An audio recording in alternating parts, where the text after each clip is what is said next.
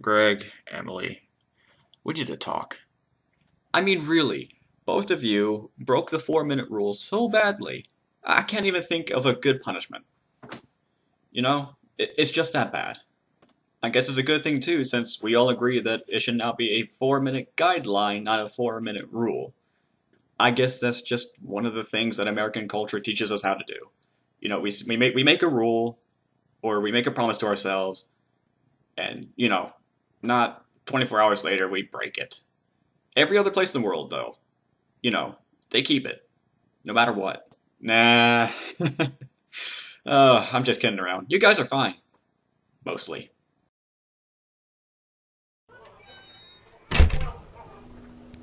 But seriously, though, this week we're supposed to be discussing something in American culture that we find a little weird.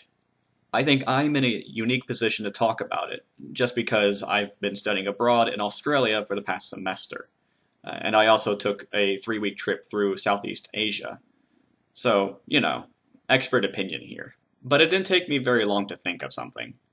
In the United States, we tend to have it in our heads that this country is the most important country in the world, and that international affairs basically revolve around what happens in the US. It's this central point of view that we are so important and we are so much better than the rest of the world that basically allows us to throw our weight around. We can act cocky.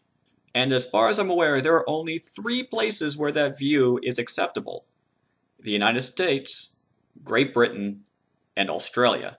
So, lucky me. Honestly, when I talked with some Australian natives about what they learned about in school, they say, oh, well, our history class is kind of boring. Our national history, it doesn't take very long to discuss, maybe a month if you're hurrying. So the rest of the time we have to talk about other countries. And, the United States has a very interesting history. So we spend a lot more time doing that than studying our own national history. There were also plenty of Australians that I talked to that were following our own Republican primaries, something that a lot of Americans don't do. But when you go to places like Vietnam, Malaysia, or Thailand, America hardly even enters their picture. In those countries, and in fact in most countries in the world, their only experience with Americans is usually through tourism.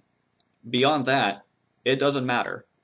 What happens in America does not have any impact on how they're going to find a job, how they're going to pay for their food, their housing, things that every human being is concerned with. And in other developed nations like Switzerland or Japan, we may enter their picture on occasion when we do something catastrophic like cause a global financial crisis. But beyond that, they have their own domestic issues to worry about. So the United States is not the most important country in the world, nor is it the best at many things.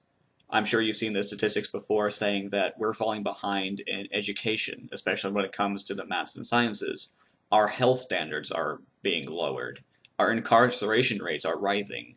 So yeah, basically most Americans need to get it out of their heads that we are the most important and we are the best nation in the world because, quite frankly, we aren't. Well, that's it for me.